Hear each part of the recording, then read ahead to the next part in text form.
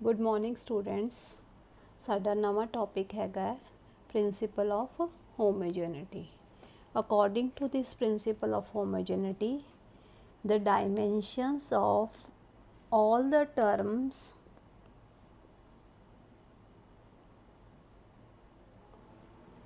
on both sides of the correct equation should be same। ਇਹਦਾ ਮਤਲਬ ਇਹ ਹੈਗਾ ਹੈ ਕਿ ਸਾਡੇ ਕੋਲ ਅਗਰ ਕੋਈ ਫਿਜ਼ੀਕਲ ਇਕੁਏਸ਼ਨ ਦਿੱਤੀ ਹੋਈ ਹੈਗੀ ਹੈ, ਮੰਨ ਲਓ a + b = c + d। ਇਹ ਕੋਈ ਗਿਵਨ ਇਕੁਏਸ਼ਨ ਹੈਗੀ ਹੈ ਜਿਹਦੇ ਵਿੱਚ 4 ਟਰਮਸ ਹੈਗੀਆਂ ਹੈ a b c and d। ਜਿਹੜੀ a ਤੇ b ਟਰਮ ਹੈਗੀ ਹੈ ਉਹ ਸਾਡੀ ਲੈਫਟ ਹੈਂਡ ਸਾਈਡ ਹੈਗੀ ਹੈ ਔਰ c ਔਰ d ਟਰਮ ਜਿਹੜੀ ਹੈਗੀ ਉਹ ਸਾਡੀ ਰਾਈਟ ਹੈਂਡ ਸਾਈਡ ਹੈਗੀ ਹੈ।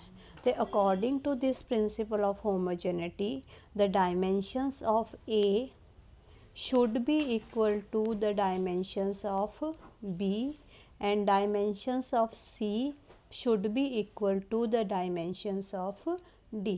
यानी कि दो चीज़ां तुसी ताही ऐड या सबट्रैक्ट कर सकते हो जे उन्हां दियां डायमेंशनस की हैगियां सेम है। फॉर एग्जाम्पल जे मैं तुहानूं कहनी है कि 5 kg राइस दे विच 2 मीटर क्लोथ ऐड करो तो तुसी वो कर सकते हो बच्चों? नहीं, ਇਹਦਾ कोई मतलब नहीं है। सानू 5 kg वेट दे विच 5 kg या होर कोई भी वेट ऐड करना पैना हैगा। ठीक है बच्चों। सो जो चीज़ तुसी ऐड करनी हैगी है दोनों का नेचर की होना चाहिए सेम। जे तुसी कोई लेंथ मेजर करते हो तो उहदे विच तुसी लेंथ ही ऐड कर सकते हो या सबट्रैक्ट कर सकते हो। तो प्रिंसिपल ऑफ होमोजेनिटी कहती हैगी है कि only those physical quantities can be added और subtracted which have the same dimensions. Same dimensions वालियां फिजिकल क्वांटिटीज़ ही तुसी ऐड ते सबट्रैक्ट कर सकते हैगे हो। ठीक है। तो उस तो बाद जे साडे कोल बोथ टर्म्स जड़ियाँ लैफ्ट हैंड साइड ते हैगियां ते जड़ियाँ राइट हैंड साइड ते हैगियां दोनों दा अगर डायमेंशन सेम आ जांदियां हैगियां तो साडी जड़ी एक रिलेशन हैगा है वो according to principle of homogeneity वो साडा रिलेशन सही हैगा है। तो प्रिंसिपल ऑफ होमोजेनिटी सिर्फ सानू ये हेल्प करती है चैक करने वास्ते कि whether the given relation is correct और not. Let us take an example. एक आप एग्जाम्पल लेंदे हैगे हैं। मान लो v = s/t। v की चीज़ हैगी एक वेलोसिटी है, s की हैगा एक डिस्प्लेसमेंट हैगा और t की हैगा एक टाइम हैगा। तो फर्स्ट इक्वेशन दे विच सानू वेलोसिटी दा डायमेंशनल फार्मूला पता होना चाहिए। Dimensional formula of velocity is m0 l1 t - 1। और राइट हैंड साइड जड़ी इक्वेशन दी हैगी है this is your left hand side and this is your right hand side. जड़ी राइट हैंड साइड इक्वेशन दी है उहदे विच दो टर्म्स हैं, एक तो हैगी है डिस्प्लेसमेंट और दूजा हैगा टाइम। तो डिस्प्लेसमेंट का डायमेंशनल फार्मूला L होंदा है, डिस्टेंस ही होंदा हैगा ते टाइम नू आपां T दे नाल रिप्रजेंट करीदा है। तो इनू आपां जब इकट्ठा लिखते हैगे हैं तो साडे वो कोल की आ गया m0 यानी कि मास दी पावर 0 और ये चीज़ किनू रिप्रजेंट करती हैगी है ये होंदी है साडी 1 दे बराबर L1 T - 1। यानी कि जो डायमेंशनल फार्मूला साडा बनता है m0 l1 t - 1। और दोनों तुसी चेक कर सकते हो दोनों साइड का डायमेंशनल फार्मूला साडा की हैगा सेम हैगा। तो इसीलिए सानू डायमेंशनस भी सेम हैगियां ते आपां कह सकते हैं कि आ जिहड़ा रिलेशन हैगा साडा v = s/t ये साडा करैक्ट हैगा। ठीक है बच्चों। फिर साडे कोल आपां होर एक एग्जाम्पल ले लेंदे जिहदे विच इक्वेशन आ जाती है s = ut + ½ at²। तो इहदा s जिहड़ा हैगा वो लैफ्ट हैंड साइड है और जिहड़ा आ टर्म हैगियां दोनों ये साडियां राइट हैंड साइड हैगी। ठीक है। तो डायमेंशनस ऑफ s की हैगा m0 l1 t0। Dimensions of u एक वेलोसिटी हैगी है तो ओदियां डायमेंशनस होंदियां m0 l1 t-1। एवें ही dimensions of acceleration is m0 l t-2 and dimension of time is m0 l0 t-1। ठीक है। और हाफ की हैगा एक नूमैरिकल वैल्यू है जिहदी कोई डायमेंशनस नहीं होंदियां। ਤੁਸੀਂ ਫਿਰ ਕੀ ਕਰਨਾ ਹੈਗਾ, राइट हैंड साइड दा डायमेंशनस लिखनियां हैगियां m0 l1 t0, फिर u ते t। u हो गया साडे कोल m0 l1 t-1, फिर t हो गया मल्टीप्लाई करना उन्होंने टाइम दे नाल तो टाइम दी m0 l0 t1।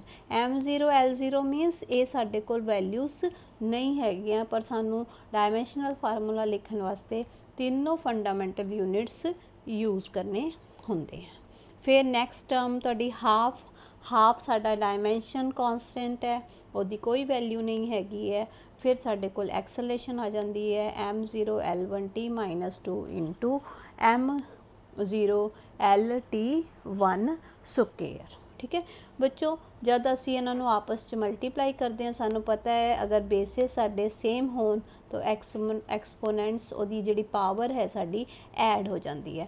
तो जब असी इनू सॉल्व करते हैं तो आ बन गया m0 l1 आ वाला 1 ते 0 दोनों ऐड हो जाएंगे तो तुहाडे कोल की बन जूगा l1 ते t-1 ते t1 -1 ते 1 तुहाडे कोल आ जाएगा 0।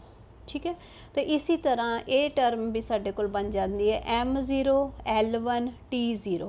t0 किवें आ गया -2 इधर हैगा ते +2 इधर है, जब तुसी उन्हों ऐड किया तो तुहाडे कोल की आ गया t0। ठीक है बच्चों, तो hence the dimensional equation on each side of the physical relation are 0। इत्थे लेंथ की डायमेंशन भी 0 हैगी है, सॉरी लेंथ की डायमेंशन 1 है, इत्थे भी लेंथ की डायमेंशन 1 है और इत्थे भी लेंथ की डायमेंशन 1 हैगी है। तो right hand side is equal to left hand side. हर टर्म की डायमेंशनस क्या है, सेम है। एवें ही एक आप एग्जाम्पल लेने हैगे हैं, इफ़ v इज़ तुहानू गिवन है if v is equal to a plus b t where v is velocity t is time. You have to find the dimensions of the constant a and b। हुण इहदे विच तुहानू दस्सिया गया हैगा v velocity है तो t time हैगी है जिहदी dimensional फार्मूले तुहानू पता हैगे हैं। तुसी a ते b जो कॉन्सटेंट है उहदा डायमेंशनल फार्मूला कढ़ना है। तो ਉਹਦੇ वास्ते सानू की करना पैना है, असी प्रिंसीपल ऑफ होमोजेनिटी अप्लाई करांगे। तो प्रिंसीपल ऑफ होमोजेनिटी की कहती है कि जिहड़ा गिवन रिलेशन है वो करैक्ट तां ही होएगा जे सारी टर्म्स दी डायमेंशन यानी कि v the dimension, a the dimension और bt दी डायमेंशन, तिन्नों दी डायमेंशनस क्या होनी चाहिए, सेम होनी चाहिए। ठीक है। तो साडे कोल आ गया dimensions of v is equal to dimensions of a is equal to dimensions of bt। यानी कि कोई भी चीज़ ऐड या सबट्रैक्ट तुसी तां ही कर सकते हो जे उन्हां दी डायमेंशनस क्या है, सेम है।